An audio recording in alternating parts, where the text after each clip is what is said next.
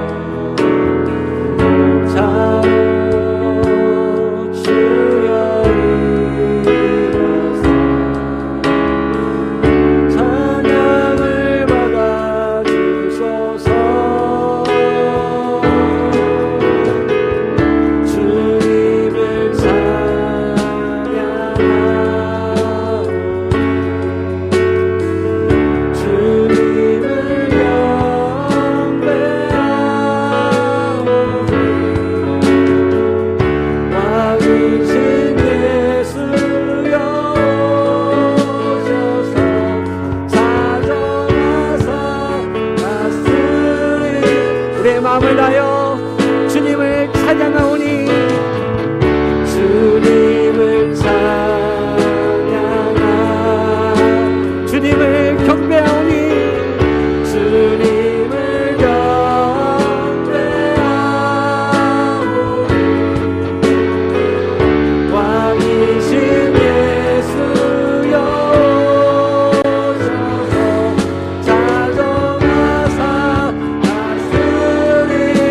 자정하사 다스리소서 자정하사 주님 자정하여 다스리소서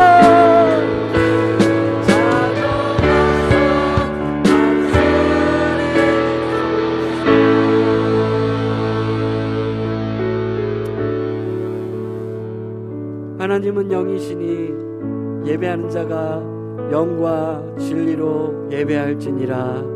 아멘. 살아계신 하나님 아버지, 오늘도 우리를 이 복된 자리로 인도하여 주시고, 여전히 코로나로 인하여서 우리가 답답하고 팍팍한 삶 가운데 살고 있지만, 오늘도 시간과 공간과 환경을 넘어 일하시는 주님을 기대함으로 오늘 이 예배당에서 온라인을 통해서 각 가정에서 주님을 온전히 예배하게 하시니 감사를 드립니다.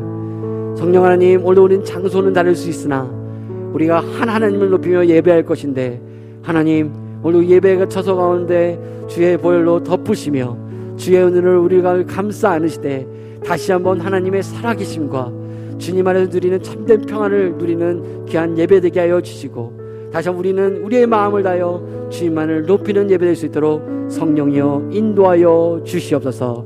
오늘 드려지는 예배가 온전히 하나님 앞에만 상달되어지고 주님만 높이는 예배 되기를 간절히 원하며 감사드리며 예수 그리스도의 이름으로 기도했습니다. 아멘. 오늘 살아계시고 왕되신 그 하나님을 높이며 나아갔으면 좋겠습니다. 힘을 다하여 우리 모든 것을 다하여 주님을 높이며 찬양합시다. 찬양하세 찬양하세 왕께 소리 높여 찬양 드리세 찬양하세 찬양하세 왕께 소리 높여 찬양 드리 찬양받기에 합당하신 합당하신 주 우리 주님은 언제나 동일하신 언제나 동일하신 주 무릎 꿇고서 주 이름 외치 함께 고백합시다. 예수 나의 왕 예수 나의 왕 예수 찬양받을 합당하신 주님을 높이며 찬양받기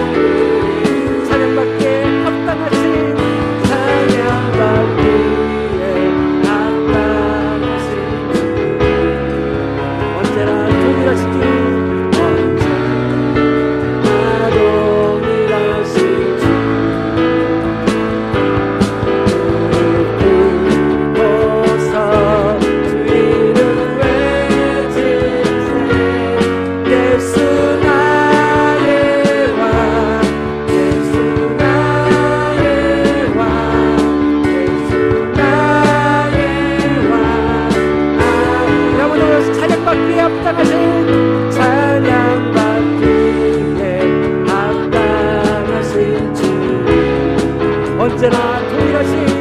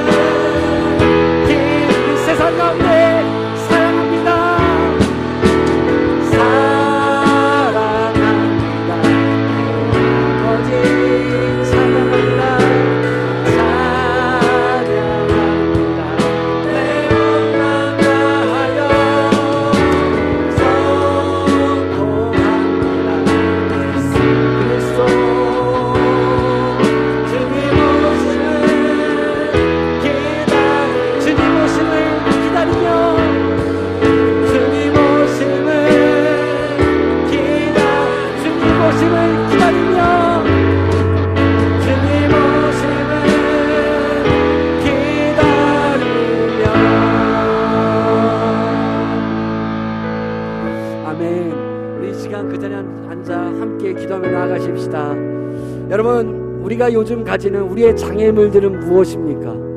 우리가 앞으로 나아가지 못하며 행진하지 못하게 하며 주님과 함께 걷지 못하도록 우리의 삶을 방해하는 장애물들은 무엇입니까?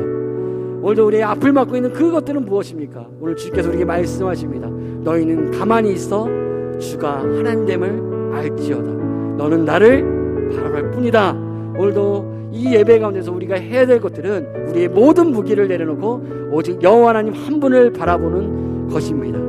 오늘 다시 한번 이 예배 가운데서 주 앞에 고백하며 나갔습니다. 주님, 그렇습니다. 내 힘으로 내 삶의 방법으로 했던 나의 모든 방법들을 주 앞에 내려놓습니다. 오직 주님만을 의지하며 나아갑니다. 다시 한번 주님을 의뢰하고 의지할 때 하나님이 나의 앞길 가운데 앞서 행하시며 이기시며 승리하신 주님과 함께 나의 인생을 살겠습니다. 주님, 무엇보다 오늘 주님 예배를 통해서 주님을 향한 그 온전한 사랑과 열망과 간절함을 주님께 나아갑니다. 우리의 사랑의 고백을 받아주시고 주님 오시는 그날까지 거룩한 하나님의 신부로서 또한 우리의 행진을 멈추지 않냐고 주님과 함께 살겠습니다. 또 이 고백을 주에 올려줬으면 좋겠습니다. 함께 우리의 마음을 들며 기도하며 나갑시다. 기도하겠습니다. 하나님 아버지, 감사합니다. 오늘 주 앞에 나와 다시 한번 여호와 하나님 당신을 바라보게 하시니 감사드립니다. 우리 삶의 환경과 상황, 수많은 것들을 방해하고 우리를 막지만 우리가 다시 한번 주님과 함께 걷는 이 길을 다시 한번 방해할 수 없고 멈출 수 없음을 고백합니다. 살아계신 주님, 오늘도 삶에 우리가 지고샀던 우리의 힘과 우리의 무기를 다시 한번 주 앞에 내려놓사오니 온전히 주님만을 의뢰하며 신뢰하는 하나님의 백성 되어지게 하여 주시고 주님과 함께 손을 잡고 날마다 길 걷는 하나님 그 은혜와 축복을 경험할 수 있도록 하나님의 삶을 다시 한번 축복하시고 역사하여 주시옵소서. 주님을 향한 우리의 열망과 갈망들을 놓치지 않게 하시고 날마다 주님을 향한 우리의 뜨거운 마음과 함께 거룩한 신부로서 주님을 기다리며 우리의 삶을 드리는 하나님 백성 될 수 있도록 하나님이여 우리의 걸음을 인도하여 주시옵소서.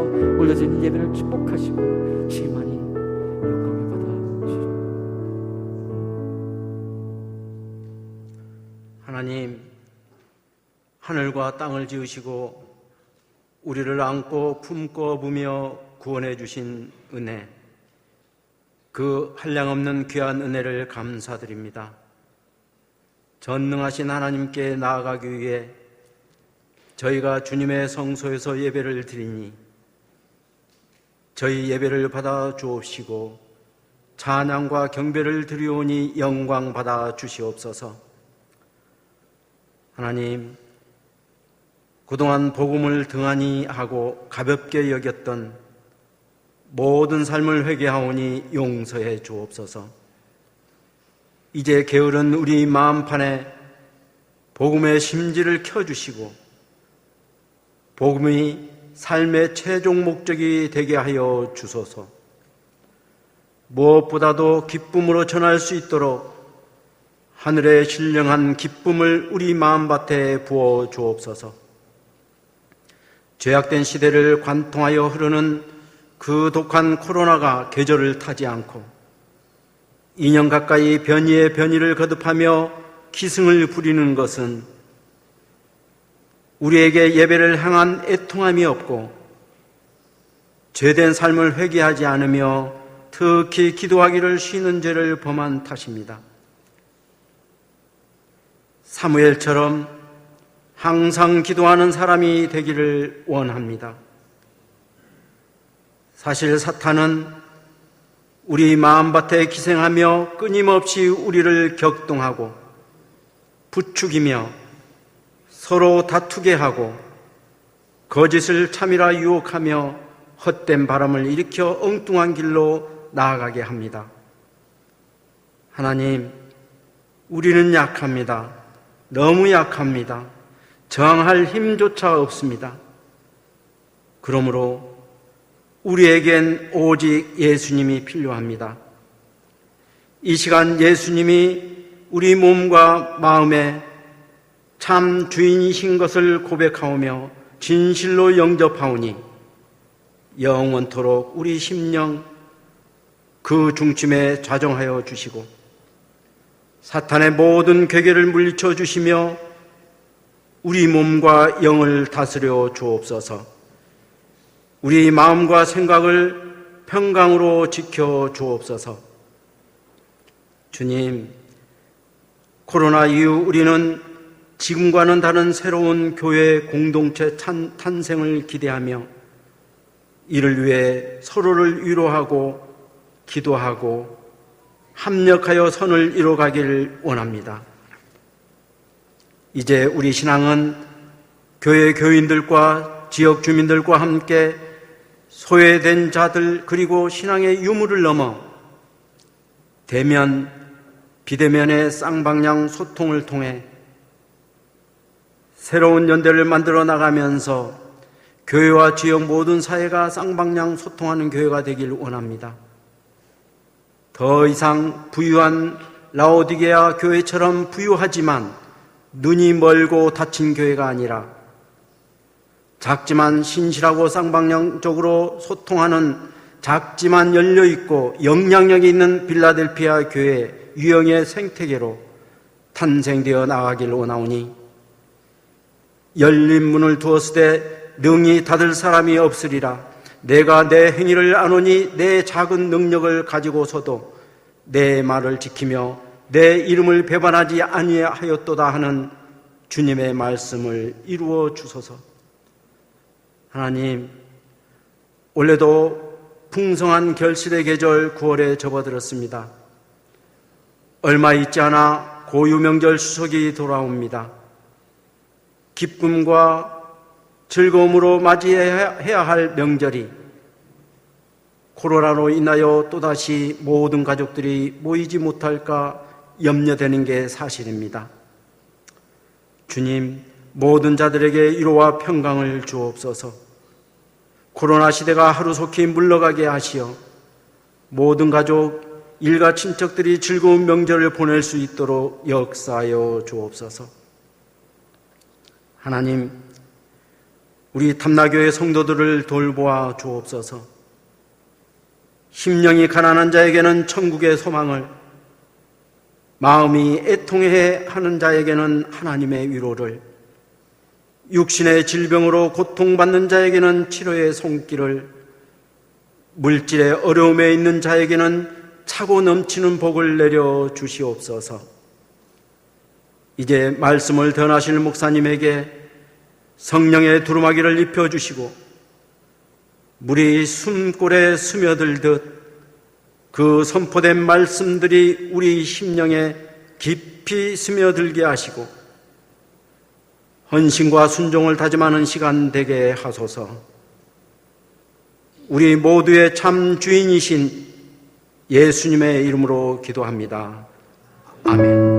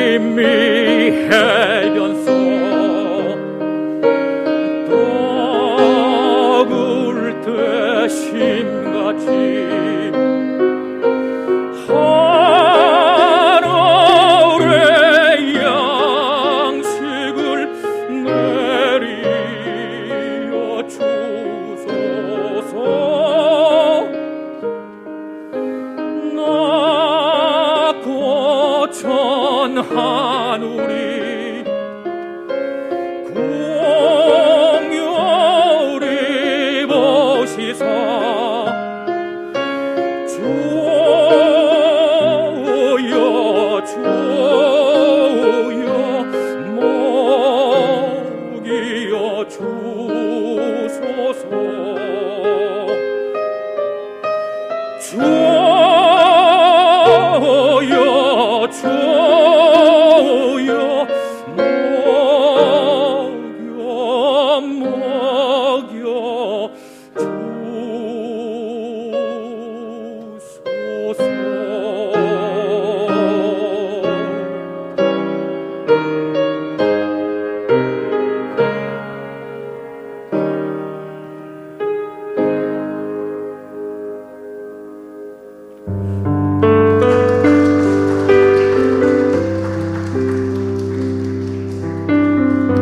다시 한번 찬양하시 함께 감사하게 박수 올려드리겠습니다. 하나님 감사합니다. 오늘 주일 예배에 함께 하시느라고 환영하고 축복합니다. 또 영상으로 함께 참여하고 있는 우리 모든 탐나 가족들을 환영하고 축복합니다. 함께 서로를 위해서 축복하면서 함께 찬양할까요? 서로 바라보시면서 우리 가족들 함께 바라보시면서 찬양하시다. 하나님께 당신을 통해 하나님께서 당신을 통해 샘물 나게 하시기를 가난한 영혼 목마른 영혼 당신을 통해 주 사랑 알기 원하네. 우리 한 번 더 축복하고 싶은 것은 오늘 처음으로 이 자리에서 함께 예배하는 가족이 있기 때문에 함께 환영하고 싶습니다. 우리 강성우 형제 옆에 있는 우리 대표님이시죠? 네, 대표님 환영하고 싶어합니다. 그리고 우리 선우가 이따가 같이 기도하겠지만 이제 내일 입대하게 되는데요. 머리를 깍깍 와가지고 휴가 나온 것 같아요. 함께 축복하면서 찬양하시겠습니다. 하나님의 당신을 통해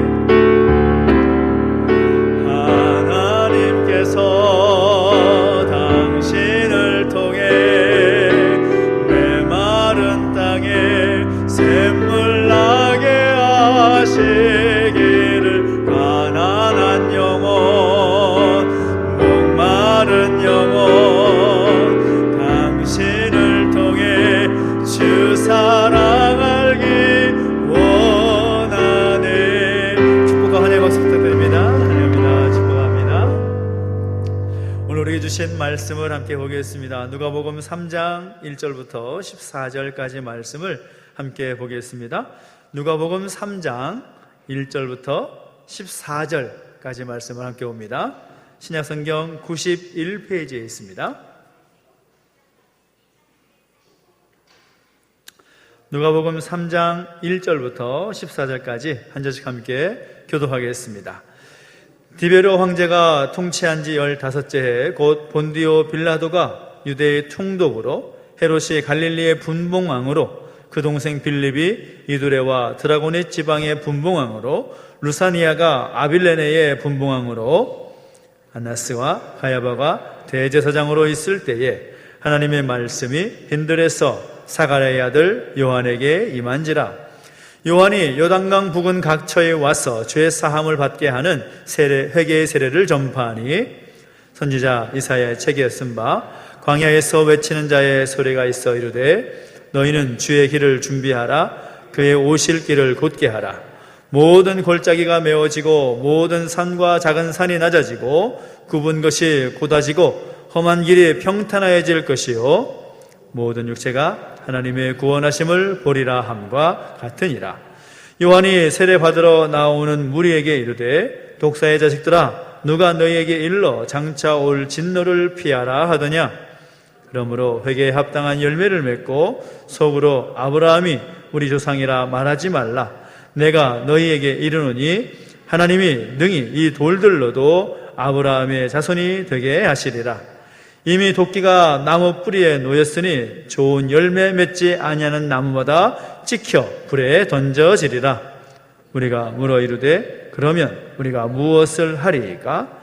대답하여 이르되 옷 두 벌 있는 자는 옷 없는 자에게 나누어 줄 것이요 먹을 것이 있는 자도 그렇게 할 것이니라 하고 세리들도 세례를 받고자 하여 왔어 이르되 선생이여 우리는 무엇을 하리이까 하매 이르되 부가된 것 외에는 거두지 말라 하고 군인들도 물어 이르되 우리는 무엇을 하리이까 하매 이르되 사람에게서 강탈하지 말며 거짓으로 고발하지 말고 받는 급료를 족한 줄로 알라 하니라. 아멘. 한 번 더 기도하겠습니다. 하나님 아버지 감사합니다. 우리 가운데 예배할 수 있고 또 우리 가운데 말씀을 듣게 하시니 감사합니다. 말씀 듣고 깨닫고 그 말씀대로 살아갈 수 있는 우리의 모습이 되게 하여 주시옵소서. 감사를 드리며 예수님의 이름으로 기도하옵나이다. 아멘. 할렐루야. 아멘. 우리 하나님의 은혜가 오늘 저와 여러분 가운데 함께하기를 예수님의 이름으로 축원합니다. 축원합니다. 아멘. 사람들에게는 각자의 가치관 또 각자의 삶의 기준이 있기 때문에 어떤 사안에 대해서 자기 생각을 합니다. 그래서 내가 생각할 때 이렇다, 내가 생각하는 기준은 이렇다라는 식의 말을 많이 하게 됩니다. 교회에 대한 생각도 마찬가지인 것 같습니다. 교회가 무엇입니까? 또 교회가 어떻게 되어야 됩니까? 라고 질문을 하면 저마다 자기 생각에, 자기 판단, 자기 기준에 합당한 그런 말을 하는 거죠. 내가 생각할 때 교회는 이래야 된다 생각합니다. 내가 생각할 때 교회는 이렇다라고 생각합니다 라고 말하는 모습들이 많이 있다라는 것이죠. 그런데 정말 중요한 것은 교회에 대한 생각을 물을 때에 과연 내 생각이 우선이냐, 내 가치관, 내 판단이 우선이냐, 그렇지 않다라는 거죠. 정말 중요한 것은 바로 하나님의 생각, 하나님의 말씀의 기준, 그것이 무엇보다도 우선이 되어야 될 것이다 라고 생각을 합니다. 우리 지난주부터 함께 말씀을 나누고 있지만 이제 제3기의 시기를 맞이하게 되고 또 시작한 우리 교회가 하나님께서 어떤 사명을 주시고 어떠한 비전을 주시는지를 우리 계속해서 함께 말씀을 나누게 되는데, 오늘 본문을 보면 우리가 익히 들어서 알고 있는 한 사람이 등장하고 있습니다. 바로 세례 요한이라는 사람이지요. 세례 요한이 누구입니까? 광야에서 외쳤던 사람, 예수님 오시기 이전에 주님 오실 길을 예비했던 그 사람, 예수님께서 말씀하실 때에도 여자가 낳은 자 중에서 가장 큰 자다라고 칭찬하셨던 사람입니다.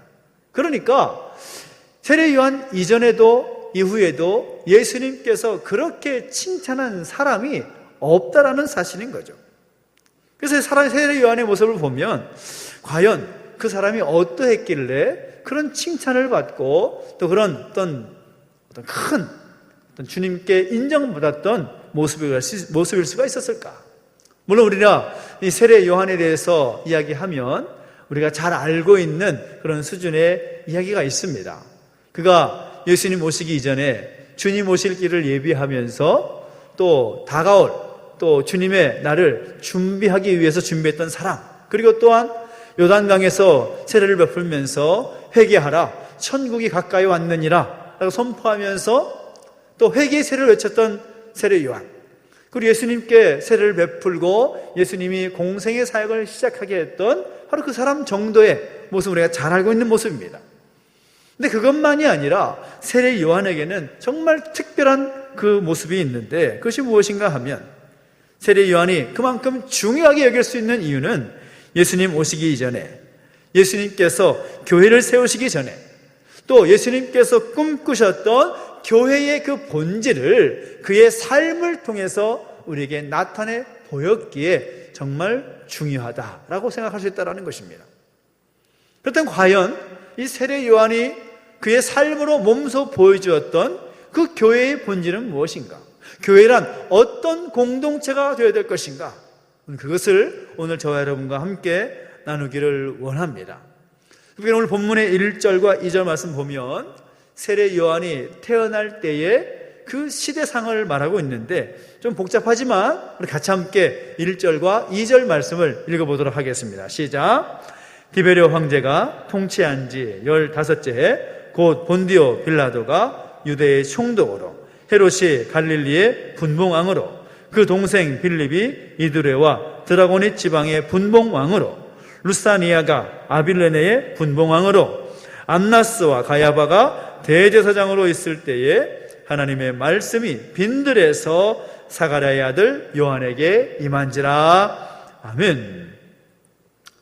세례 요한이 태어난 시대는 로마 제국이 세계를 지배하던 시대였습니다.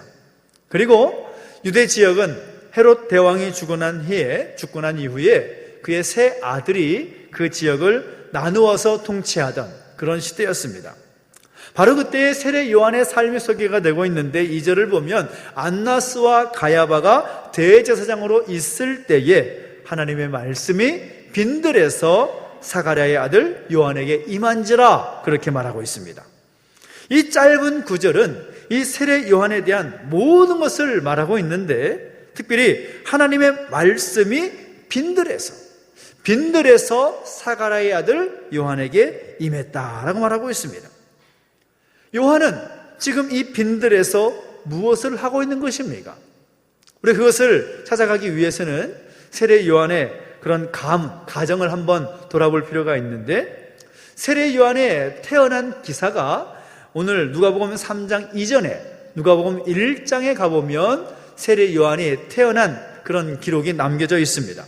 그런데 세례 요한이 어디서 어떤 가문에 태어났느냐? 그는 제사장 가문에서 태어났다라는 거죠. 그의 아버지와 그의 어머니가 모두 레위지파 사람이었습니다. 제사장이라는 이 직분은 율법에 의하면 세습이 되는 직분이었습니다. 그러니까 아버지가 제사장이면 그 아들도 나중에 제사장이 되는 거죠. 당시의 시대는 이 종교 지도자가 곧 사회 지도자와 같았습니다. 그래서 제사장으로 서게 되면 그 당시에 모든 어떤 경제적인 또 사회적인 특권을 누릴 수 있는 그런 어떤 직분이었습니다. 그런데 성경을 보니까 세례 요한이라는 사람이 제사장의 아들로 태어났지만 그가 제사장이 되었다라는 기록이 없습니다. 제사장 요한이 아니라 세례 요한으로 소개가 되고 있다는 거죠. 누가복음 1장에서 요한이 태어난 이후에 2장을 보면 요한에 대한 기록이 사라져버립니다. 그리고 3장이 되고 나니까 뜻밖에도 요한이 어디에서 등장하는가 하면 빈들에서, 광야에서 요한이 딱하니 등장하더라는 거죠.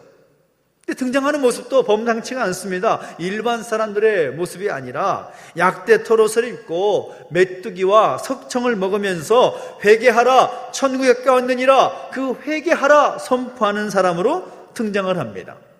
그러니까 제사장의 아들로 태어난 그가 갑자기 광야에서 등장을 하고 있는 것입니다. 그가 왜 빈들로 그 광야로 나갔을까요? 가만히 있으면 그의 삶이 다 보장되는 그런 삶이 준비가 되어 있고 가만히 있으면 그 삶을 누릴 수가 있는데 왜 그는 광야로 나갈 수밖에 없었을까요? 역사학자들은 세례 요한이 제사장의 그 길을 떠나서 광야로 들어간 이유를 말할 때 성전의 타락과 부패 때문이었다라고 이야기합니다. 우리가 율법을 우리가 조금 알고 있지만 율법을 따르면 원래 대제사장은 레위지파 아론의 후손이 세습하게 되어 있죠. 그러니까 아론, 그 위에 아론의 아들, 아론의 손자, 계속 그렇게 이어지는 대제사장의 혈통이 있었습니다. 그런데 이 세례 요한이 태어나기 이전 한 100년 전쯤에 제국의 변동 사이에서 많은 일들이 있었습니다. 아수르 제국과 바벨론, 페르시아, 헬라, 로마 제국으로 이어지는 그런 제국의 변동 가운데 이 유대 지역을 다스리는 제국도 계속 바뀌게 되는데, 특별히 헬라 제국이 유대 지역을 통치할 때 알렉산더 대왕 이후에, 이제 알렉산더가 죽고 난 이후에 그 헬라 제국이 세 헬라 제국으로 나눠지게 됩니다. 마게도냐 헬라, 시리아 헬라, 이집트 헬라, 그 지역의 어떤 구분에 따라서 헬라 지역이 나눠지게 되는데, 특별히 이 시리아 헬라 제국, 그 시리아 헬라 제국이 유대 지역을 통치할 때 어떤 일이 있었는가 하면, 이 안티오쿠스 4세라는 이 왕이 유대 지역을 철저하게 탄압하고 핍박하던 그런 일이 있었습니다. 그래서 유대 지역의 유대인들이 하나님을 제사하고 또 구별된 백성으로서의 할례를 행하는 그 모든 것들을 금해버렸습니다. 할례도 못하게 하고 하나님을 제사하는 것도 못하게 해버렸습니다. 거기다가 예루살렘 성전 안에 제우스 신상을 세워버리고, 그리고 유대인들이 가장 혐오하는 부정한 동물에 갈 수가 있는 돼지의 피를 성전 안에 뿌려버려서 그들의 종교적인 그런 모든 모습들을 폐하해버리는 종교적인 탄압을 강요해버렸습니다. 그래서 이 박해를 참지 못해서 시리아 헬라 제국에 대항하여서 어떤 일이 일어나는가 하면 유대 지역에 마카비 혁명이라는 것이 일어납니다. 유다 마카베라는 사람이 종교의 자유를 외치면서 더 이상 우리는 시리아 헬라 제국의 지배하에 있을 수 없다라고 선언을 하고 시리아 헬라 제국과 싸우는 그런 일이 일어나게 되는 거죠. 그리고 그들의 투쟁으로 인해서 잠깐의 자유를 누리게 되는데, 이 자유를 누리게 되니까 이제 그 유대 지역을 통치할 사람이 필요하지 않겠습니까? 그리고 자연스럽게 그 혁명을 이끌었던 마카비 그 가문이 하스몬 가문인데, 그 하스몬 가문이 유대 지역을 통치하는 왕권을 가지게 됩니다. 그래서 하스몬 왕조가 시작이 되죠. 근데 이 하스몬 왕조의 특징이 뭔가 하면 왕으로서의 역할을 감당할 뿐만 아니라 왕이 대제사장의 역할까지 감당해버립니다. 그러니까 당시에 잠깐의 자유를 얻었을 때는 왕도 되고 또 대제사장 역할을 하면서 큰 무리가 없었습니다. 종교의 자유를 이뤄냈으니까요. 하나님을 제사하고 하나님께 예배할 수 있는 그 일이 다시 시작될 수 있었기 때문에 왕이 대제사장의 직분을 감당한다고 했을 때 그렇게 큰 무리가 없었습니다. 그런데 하나님께서 율법을 통해서 말씀하신 것은 아론의 자손, 아론의 후손이 대제사장의 역할을 감당하라라고 말씀하셨는데, 그 기준을 따르지 아니하고 왕이 마음대로 그 제사장의 직분을 감당해버린 거죠. 그러다 보니까 어떤 일이 있는가 하면 종교가 점점 세속화되어 버리는 것입니다. 종교가 타락하고 성전이 부패해져 버립니다. 기도하는 사람보다 힘 있는 사람이 성전을 지배하게 되고, 하나님의 마음에 들고자 하는 사람보다 왕과 통치자, 대제사장의 직분을 겸임했던 그 왕의 마음에 더 들려고 하는 그런 폐단이 생기게 되는 거죠. 그러니까 성전이 성전으로서의 역할을 감당하지 못하고 제사장이 제사장의 역할을 감당하지 못하게 되면서 종교적인 타락이 이루어지게 되고 말한 것입니다.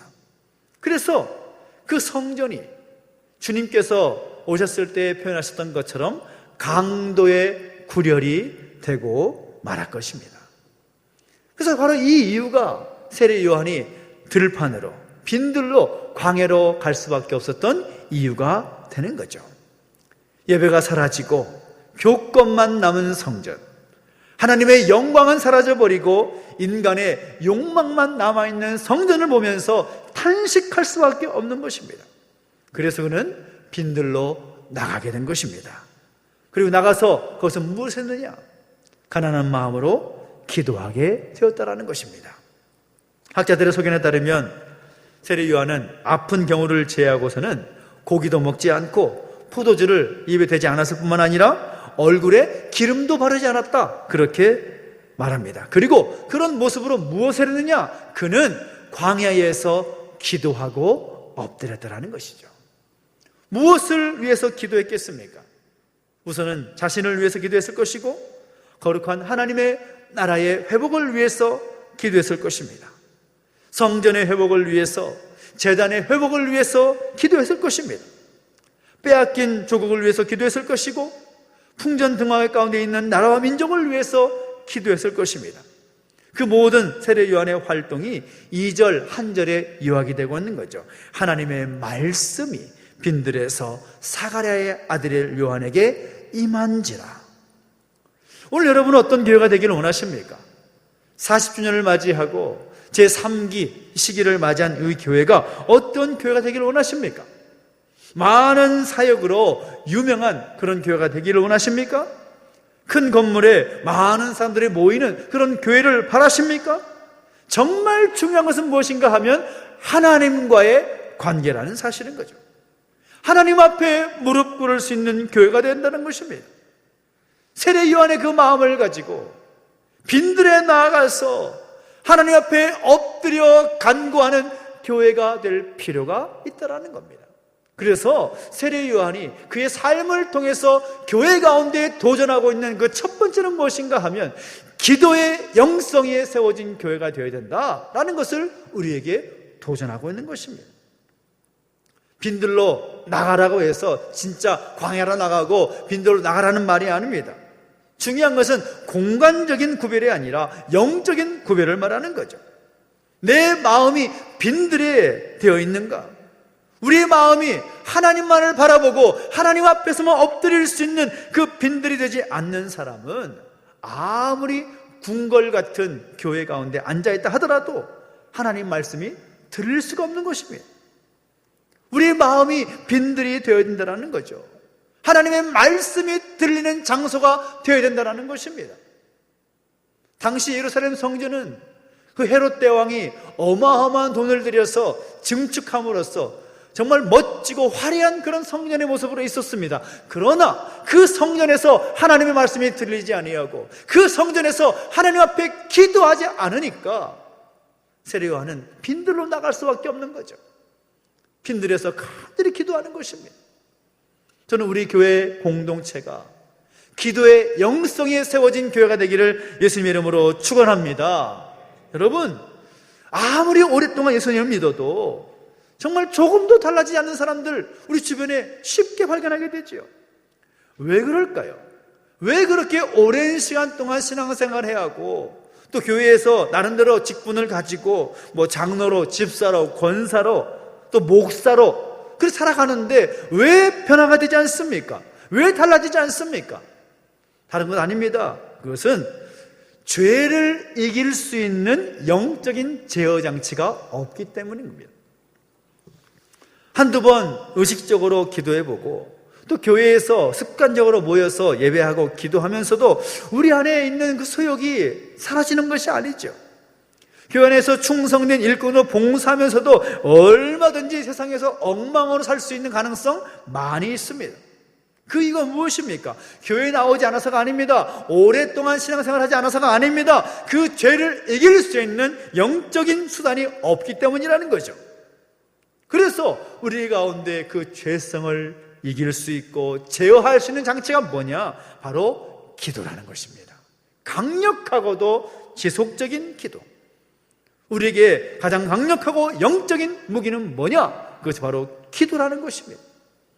많은 분들이 인정하는 것이지만 21세기 교회와 성도의 삶은 영성에서 결정된다라는 말이 있습니다. 우리의 영적인 상태가 어떻느냐에 따라서 우리의 삶의 미래, 우리의 신앙, 우리의 영성 결정된다라는 거죠. 모든 교회들이 처음은 열정으로 시작합니다. 그러다가 시간이 오래되면 서서히 종교적으로 바뀌기 시작합니다. 모양새는 있지만 서서히 영적인 생명과 영적인 능력이 사라져버립니다. 교회 조직과 또 직분이 있고 건물과 어떤 부속기관이 있고 다양한 사역들은 활발하게 얼마든지 할 수가 있지만 항상 염려할 것은 무엇인가 하면 영성이라는 거죠. 하나님과의 친밀한 관계입니다. 깨어 기도하는 것 중요하다는 거죠. 여러분, 시간이 나면 기도하겠습니다가 아니라 일부러라도 시간을 내서 기도해야만 하는 시대라는 거죠. 그렇지 않으면 기도할 수 없습니다. 얼마나 중요한지 모릅니다. 여러분, 그 기도가 생활이 되지 않으면, 기도가 살지 않으면 우리의 영성은 죽을 수밖에 없다라는 것입니다. 세례 요한이 있었던 그 시대처럼 하나님께 기도하는 사람이 없고 기도의 소리가 들리지 않을 때에 성전은 무너져 버리고 성전의 영성은 사라져 버린 채 어떻게 할지 알지 몰라 헤매는 인생이 될 수밖에 없다는 거며, 여러분 기억하십시오. 기도가 살면 예배가 삽니다. 예배가 살면 영성이 회복이 됩니다. 영성이 회복되면 교회가 부흥하고 살아나게 되어 있다는 사실인 것이죠. 간절히 바라는 것은 우리의 교회가 기도의 영성이 든든히 세워지는 기도하는 교회가 되기를 예수님의 이름으로 축원합니다. 또 두 번째로 이 세례 요한의 삶으로 보여주었던 교회의 본질은 무엇인가? 바로 전도의 열정 위에 세워진 교회가 되어야 된다는 겁니다. 복음을 전하는 공동체. 세례 요한은 기도의 사람이지만 그의 기도가 위대한 것은 그 기도가 자기만을 위한 기도가 아니었다는 것입니다. 3절을 보니까 뭐라고 말합니까? 요한이 요단강 부근 각처에 와서 죄 사함을 받게 하는 회개의 세례를 전파했다라고 말하고 있습니다. 죄 사함을 받게 하는 회개의 세례를 전파했다. 자기만을 위해서 기도하고 끝난 것이 아니라는 거죠. 그는 기도의 자리를 박차고 나아가서 가는 곳곳마다 죄 사함을 받게 하는 회개의 세례를 전파했다라는 겁니다. 회개하라, 천국이 가까워 있느니라. 회개하라, 회개하라 외쳤다라는 거죠. 교회는 기도하는 곳입니다. 그러나 교회는 수도원이 아닙니다. 수도원은 어떤 곳입니까? 수도원은 기도하는 곳입니다. 자기 수양을 위해서 들어가는 곳입니다. 역사적으로 볼 때 기독교 역사 가운데 교회가 잘못된 부분이 많을 때 이 수도원 운동이 발전한 모습들이 많았습니다. 예를 들어서 중세시대 가운데 특히 로마 교회가 제대로 서지 못할 때 수도원 영성이 굉장히 강해져 있었습니다. 그런데 이 수도원이 그 기도는 말 그대로 자기 성화에 위한 기도, 물론 그 안에서 나라를 위해서 기도하지만 말 그대로 그 안에서만 그 기도하는 그런 분위기가 될 수밖에 없는 거죠. 그런데 그 수도원의 영성이 그 안에서 머물기만 하면 문제는 바뀌지가 않습니다. 사회는 바뀔 수가 없는 거죠. 그 수도원에서 나와야 한다는 것입니다. 그 수도원에서 나와서 복음을 전하고 활동하며 행동했던 대표적인 두 사람이 바로 프란치스코와 마틴 루터입니다. 성 프란치스코 그리고 마틴 루터. 만약에 이 프란치스코가 동굴 속에서 기도만 계속했더라면 그는 기도의 사람은 될 수 있을지 모르지만 역사상 가장 영향력을 끼쳤던 위대한 성자는 되지 못했을 것입니다. 마틴 루터도 마찬가지죠. 그가 수도원 안에서만 있었다면 성령을 많이 알고 기도를 많이 하는 사람이 될 수 있었을지는 모르지만 종교 개혁을 일으킬 수는 없었을 것입니다. 그래서 세례 요한도 바로 그랬다라는 거죠. 그가 위대한 기도의 사람이고 하나님 앞에 엎드려서 광야에서 빈들에서 기도한 사람이었지만 그의 기도는 동굴 안에 갇혔지 않았다라는 것입니다. 세상이 구원받기를 바라는 마음, 회개의 선포와 함께 죄 사함을 받게 하는 회개의 세례를 전파하면서 전했던 사람이 세례 요한이었다라는 것입니다. 그가 외쳤던 말이 4절 이하에 나오지요. 너희는 주의 길을 준비하라. 그의 오실 길을 곧게 하라. 6절에는 모든 육체가 하나님의 구원하심을 보리라 라고 선언하고 있습니다. 간절히 바라는 것은 우리의 교회가 기도의 영성에 든든히 세워지는 교회가 되기를 원합니다. 그런데 그 기도가 교회 안에서만 머물러서는 안 된다는 거죠. 우리가 교회 공동체 안에서는 내가 나의 빈들에서 간절히 기도하고 엎드려야 되겠지만은 하나님의 말씀을 선포하고 증거하며 나아가는 그 모습들이 우리 가운데 있었다는 사실인 겁니다. 하나님의 말씀을 들으면 가만히 있을 수가 없습니다. 성경 속에 나타나 있는 하나님의 사람들의 모습을 보면 그들이 하나님의 말씀을 듣고 받게 되었을 때 그들은 가만히 있을 수가 없었습니다. 만나는 사람들에게 주신 사명을 따라서 하나님의 말씀을 선포하며 증거했었습니다. 우리도 마찬가지입니다. 하나님의 말씀 받는 자로서 그 구원의 복음을 우리만 갖고 있는 것이 아니라 세상 모든 사람들에게 전파하고 선포할 수 있는 하나님의 교회가 될 때 그것이 하나님 기뻐하시는 교회의 본질인 줄로 믿습니다. 복음을 전파하며 전도하는 공동체로서 서게 되기를 예수님의 이름으로 축원합니다. 그리고 또한 세례 요한의 삶으로 보여줬던 교회의 본질은 무엇입니까? 바로 사랑의 마음으로 역사를 일으키는 모습을 소망한다는 것입니다. 세례 요한이 빈들에서 하나님의 말씀을 외치고 회개의 세례를 전파하니까 사람들이 모이기 시작합니다. 사람들이 모이면서 그들의 생각 가운데 어떤 생각이 있었는가 하면 이 세례 요한이 메시아다. 그동안 우리가 간절히 소망하면서 기다렸던 메시아다. 우리를 로마의 압제로부터 구원할 메시아가 이 바로 요한이다. 그렇게 생각을 하면서 수많은 사람들이 모여 있었습니다. 그런데 세례 요한이 그 모인 사람들에게 외친 메시지가 중요합니다. 7절을 보니까 굉장히 섬뜩한 외침을 말하고 있는데 독사의 자식들아 누가 너희에게 일러 장차 올 진노를 피하라 하더냐라고 말합니다. 독사의 자식들아. 언뜻 들으면 굉장한 독설이죠. 어떻게 모이는 사람들에게 독사의 자식들아 그렇게 말할 수가 있느냐. 하지만 그 말을 잘 들어보면 그 속에 사랑이 있습니다. 누구나 어렸을 때 자라면서 부모에게 꾸지람도 듣고 또 혼이 나기도 하죠. 그렇지 않습니까? 저도 많이 혼났고 많은 꾸지람 들었습니다. 근데 그렇다고 집을 나가진 않습니다. 왜냐하면 그 꾸지람 속에 그 혼내는 그런 모습 속에 나를 사랑하는 그 마음을 느끼기 때문인 거죠. 내가 혹시나 잘못된 길을 갈까? 내가 혹시나 그릇된 길로 있을까? 나를 사랑하는 마음으로 나를 꾸짖고 나를 혼내시는 그 마음을 알기 때문에 집 안 나가는 겁니다. 그 모르면 그냥 나가버리는 거죠. 모르니까 나가버리는 겁니다. 세례 요한이 그랬습니다.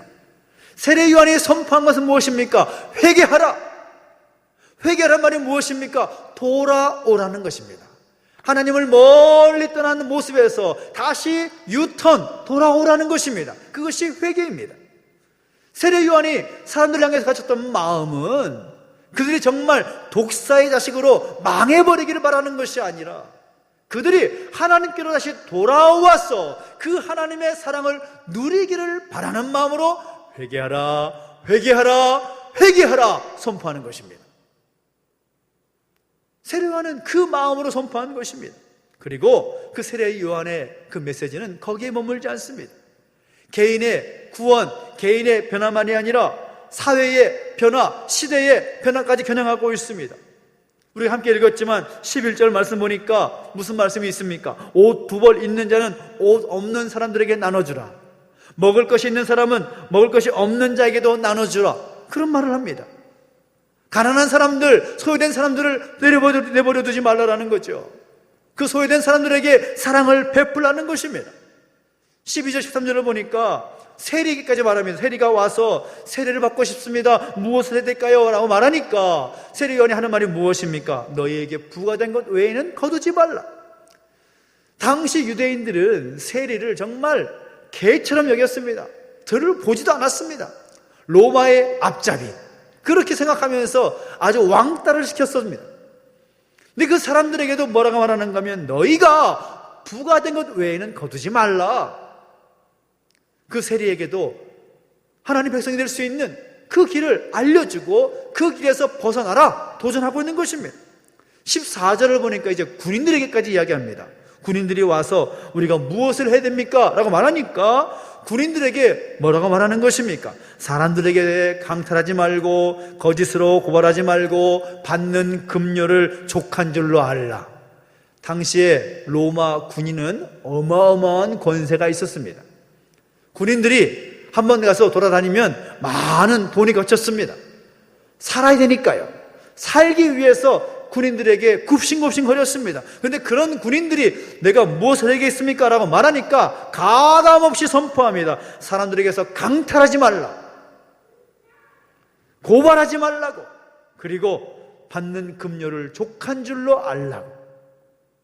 감히 어떤 사람이 군인들에게 그렇게 강력하게 도전할 수가 있겠습니까? 세례 요한은 머뭇거리지 않습니다. 그는 구원의 회개의 선포까지 한 것, 그것으로 거치는 것이 아니라 그 시대의 많은 사람들을 향하여서 하나님의 말씀의 기준으로 도전하고 선포하고 있는 것입니다.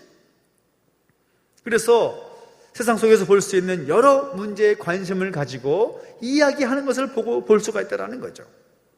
광야에서 기도만 하고 있었던 사람이 어떻게 이 세상에 대해서 이런 관심을 가지고 그런 말을 할 수가 있었을까요? 저는 이것이 교회의 비전이고 또 방향이 될 필요가 있다고 생각을 합니다.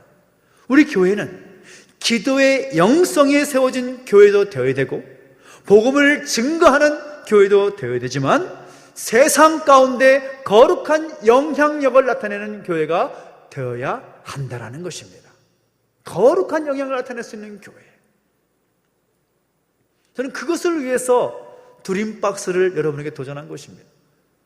물론 하나님 주신 마음으로 주신 것이지만 저는 이 드림박스를 보면서 사실은 처음에는 걱정이 많았습니다. 드림박스 과연 한다고 하면 얼마나 감동이 돼서 동참하실까, 그런 부담이 있었습니다. 그래서 저 혼자만 생각은 혹시라도 많은 분들이 참여하지 못하면 교회 재정이나 또 내 재정을 좀 들여서 박스를 40개를 꼭 만들어야겠다, 그런 생각을 가지고 있었는데 웬걸요? 저는 여기서 우리 교회의 저력을 발견했습니다.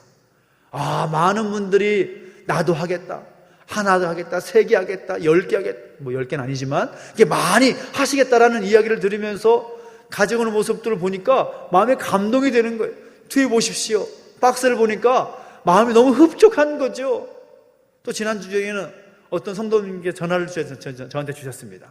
잠시 일이 있어 육지에 나가 계신 분들인데, 육지에서 이제 온라인 예배를 드리면서 광고를 보면서 드림박스에 대한 얘기를 들은 거죠. 그러면 저한테 전화가 와서 목사님 저도 참여하겠습니다. 목사님이 제 이름으로 박스를 만들어서 함께 동참해 주십시오. 저는 그 말씀을 들으니까 너무 감동이 되는 거예요. 제가 걱정한 것은 기후였습니다. 세상 가운데 소외된 사람들을 위해서, 그 소외된 사람들을 돌보기 위해서 그 마음을 가지고 함께 나아갈 수 있는 그 교회는 소망이 있다고 저는 생각합니다. 거룩한 영향력을 나타낼 수 있는 교회, 하나님의 그 사랑의 마음을 세상 가운데 흘려보낼 수 있고 나타낼 수 있는 교회, 그것이 세례 요한이 자신의 삶을 통해서 도전하고 있는 교회의 본질이라고 할 수가 있는 것입니다. 저는 창립 40주년을 맞이해서 우리 교회가 바로 그러한 세례 요한이 그의 삶으로 보여주었던 그 교회의 본질을 잘 세워나갈 수 있는 그런 교회로 세워지게 되기를 예수님의 이름으로 축원합니다. 우리 교회가 기도의 영성 위에 세워진 교회 되기를 예수님의 이름으로 축원합니다. 그 전도 열성 위에 복음을 증거하는 공동체로 세워지게 되기를 예수님의 이름으로 축원합니다. 그 하나님의 마음을 품고 세상을 변화시키며 거룩한 영향력을 나타낼 수 있는 그런 교회로 세워지게 되기를 예수님의 이름으로 축원합니다. 그 교회에 대한 비전을 가지고 우리가 함께 기도하며 함께 나아갈 수 있는 우리 모두가 되시기를 예수님의 이름으로 축원합니다. 함께 기도하겠습니다. 우리 함께 기도하며 나가실 때 우리 함께 찬양하면서 하나님의 그 마음을 가지고 주님 다시 오실 때까지 그 교회의 사명을 힘써 감당하겠노라고 선포하며 찬양하실까요? 하나님은 우리의 하나님은 우리의 피난처가 되시며 환난 중에 우리의 힘과 도움이시라. 너희는 가만히 있어 주가 하나님 됨할지어다. 너희는 가만히 있어 주가 하나님 됨할지어다. 열방과 세계 가운데 주가 높임을 받으리라. 사랑합니다 내 아버지, 사랑합니다 내 아버지, 찬양합니다 내 온 맘 다하여 선포합니다 예수 그리스도. 주님 오심을 기다리며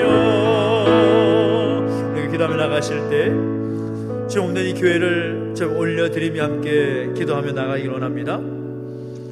우리 하나님의 능력을 바라보며 하나님의 선하신 그 뜻을 바라보면서 오늘 세례 요한의 삶을 통하여 도전하셨던 그 교회의 본질이 이 교회 가운데 그대로 세워지기를 소망하면서 기도했으면 좋겠습니다. 하나님, 우리 교회가 바로 하나님의 성전인 우리가 그렇게 서게 하여 주시옵소서. 기도의 영성 위에, 복음 전파의 그 사명 위에, 그리고 하나님의 놀라운 그 뜻을 세상 가운데 선포할 수 있는 교회의 모습으로 세워질 수 있도록 소망하면서 이 교회를 올려드리고 우리 자신을 올려드리며 기도하며 나가시겠습니다. 함께 기도하겠습니다. 하나님 아버지, 주님을 찬양합니다. 다시 한번 하나님, 이 교회가 하나님의 성전에 삼으신 우리의 모습이 우리 서울 세워질 수 있도록 은혜를 더하시고 함께하여 주옵소서. 하나님, 기도의 영성이 든든히 세워진 교회가 되기를 원합니다.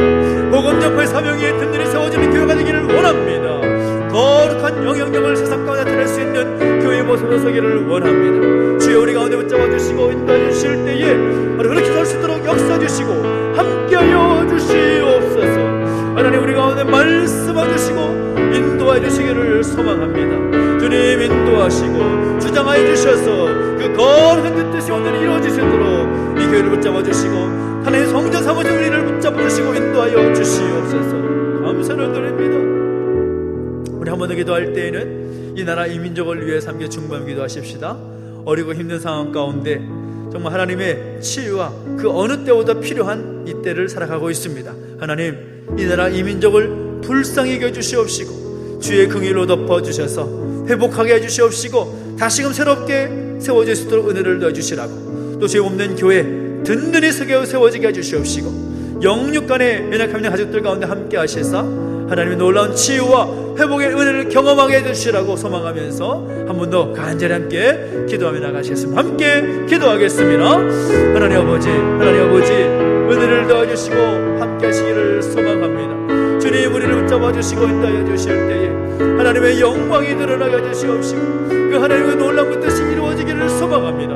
이 나라 이 민족 내버려두지 마시고 지은이 가운데 붙들어 주시옵소서. 하나님, 선하신 하나님의 능력과 계획 가운데 서기를 원합니다. 하나님, 말씀해 주시고 인도하여 주시옵소서. 하나님의 놀라운 능력이 나타나기를 원합니다. 주여, 함께 해주시고 역사하여 주시며 치유와 회복의 은총을 베풀어 주시옵소서. 다시 새롭게 시작할 수 있는 은혜도 허락하여 주시옵소서. 감사드립니다. 살아계신 하나님 아버지, 은혜와 사랑 감사드립니다. 우리 가운데 함께 하셔서 세례 요한의 삶을 통하여서 이 교회의 본질을 다시 한번 깨닫게 하시니 감사합니다. 우리 교회의 모습이, 하나님의 성전 삼으신 우리의 모습이 그렇게 세워지시도록 은혜를 더해주시고 함께하여 주시옵소서. 감사를 드리며 예수님의 이름으로 기도하옵나이다. 아멘.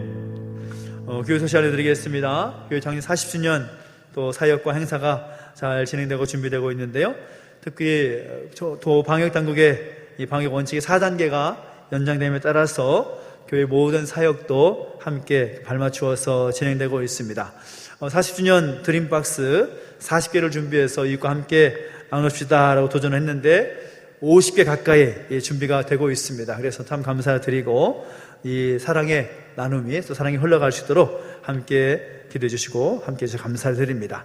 40주년 감사 주일 그리고 임직식 일정이 한 주 더 연기가 되었습니다. 4단계가 추석 명절까지 진행되다 보니까 또 25일, 또 26일 또 주일을 지키고 행사를 하기가 부담이 커서 한 주를 더 연장해서 10월 첫째 주 10월 3일에 감사주일로 지키고 또 주일 오후에 임직식을 진행하고자 합니다. 그래서 여러분 기도해 주실 때 속히 이 모든 방역의 단계가 하향될 수 있도록 여러분 기도해 주시고 함께 해 주시기를 부탁을 드리고요.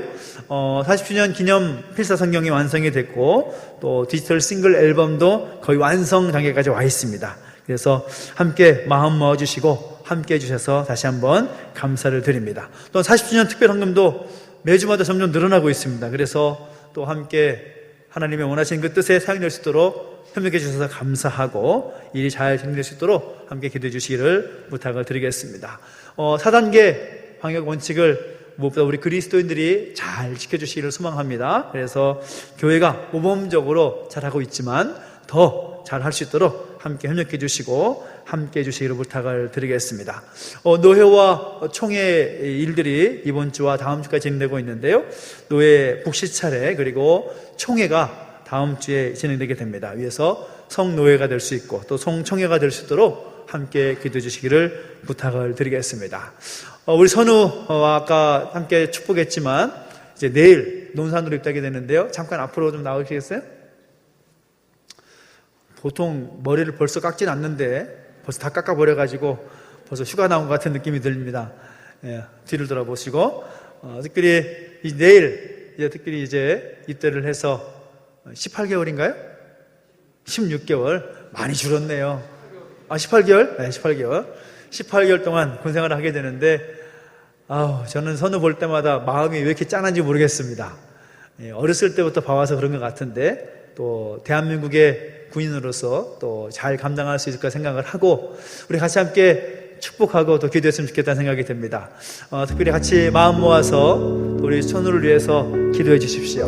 또 군생활 잘 감당할 수 있도록 또 군에서 건강하게 그 모든 것 잘 감당하고 또 전역할 수 있도록 아직 전역할 날이 까마득하지만 또 그 시간을 잘 보낼 수 있도록 위해서 함께 마음 모아서 함께 기도해 주시기를 부탁드립니다. 함께 같이 기도하겠습니다. 하나님 아버지 사랑하는 선우 또 군 사역 가운데 또 보내게 하시니 감사합니다. 그 모든 걸 감당함에 하나님 특별한 그 은혜와 지키심의 은총 있기를 소망합니다. 주여 인도하시고 함께 하실 때 살아계신 하나님 우리 선우의 모든 발길을 인도하시고 주장하여 주시옵소서. 하나님께서 기름 부으시고 역사하시는 그 시간들을 경험케 하여 주시옵시고 무엇보다 하나님의 마음을 깨닫고 하나님 뜻을 붙잡고 그 시간 잘 감당하시도록 역사하시고 함께하여 주시옵소서. 하나님 놀라운 능력을 부어주시기를 소망합니다. 그 모든 시간들 주께서 붙잡아 주시고 역사하여 주시옵소서. 감사를 드립니다. 살아계신 하나님 아버지 사랑하는 선우를 이 땅 가운데 보내셨고 자라게 하셨고 성장케 하셨고 또 대한민국 남자로서 국방의 영혼을 담당하기 위해서 이 군 사역 가운데 보내심을 감사합니다. 건강하게 키워주셨고 그 모든 사역을 감당하게 하셨으니 하나님께서 그 모든 시간들 잘 감당할 수 있도록 힘과 능력과 지혜를 더하여 주시옵소서. 훈련의 모든 과정도 잘 감당하게 하시고 자대 배치를 받고 또 그 맡겨진 시간들을 감당할 때에 어려움 없도록 하나님 은혜를 더하시고 함께하여 주시옵소서. 건강도 지켜주시옵시고 또 군 생활하면서 좋은 사람들도 만나게 하셔서 이 모든 시간들이 하나님께서 함께 하셨음을 고백할 수 있도록 주님 동행하시고 인도하여 주시옵소서. 감사를 드리며 예수님의 이름으로 기도하옵나이다. 아멘. 교회에서 작은 선물을 준비했습니다. 우리 박수로 경례하겠습니다. 뒤로 돌아 차렷 인사. 여러분 기도하실 때에 우리 선우를 위해서도 또 함께 기도해 주시기를 부탁을 드리겠습니다. 우리 다 함께 자리에 서서 드린 예물을 모셔서 하나님께 봉헌하겠습니다.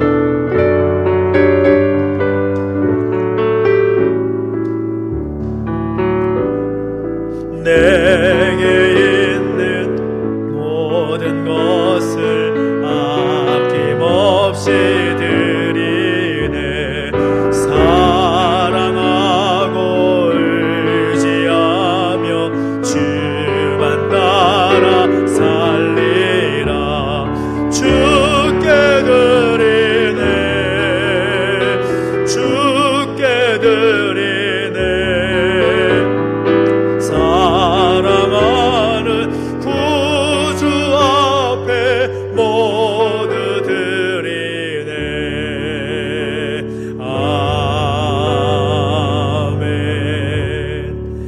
하나님 아버지 은혜와 사랑을 감사드립니다. 하나님께 예배할 수 있고 또 교회에 대한 주신 은혜 감사를 드리며 귀한 예물 드릴 수 있으니 또한 감사를 드립니다. 이 예물이 상되는 곳곳마다 하나님의 영광이 드러나게 하시고 하나님의 그 뜻이 이루어지게 하여 주옵소서. 들이 손길 가운데 복 주셔서 더 좋은 것, 더 아름다운 것 주 앞에 드릴 수 있도록 복에 복을 더하여 주시옵시고 그들의 삶의 지경을 확장시켜 주시고 날마다 동행하시는 놀란 은혜가 있게 하여 주시옵소서. 감사를 드리며 이제는 우리 구주 예수 그리스도의 은혜와 하나님 아버지의 그 크신 사랑과 성령의 감화감동 인도 보호하심의 역사가 다시 한번 바로 그 교회를 세워나가기를 결단하는 우리 모든 주의 백성들 머리머리 위에 이제로부터 영원토록 함께 있을지어다. 아멘.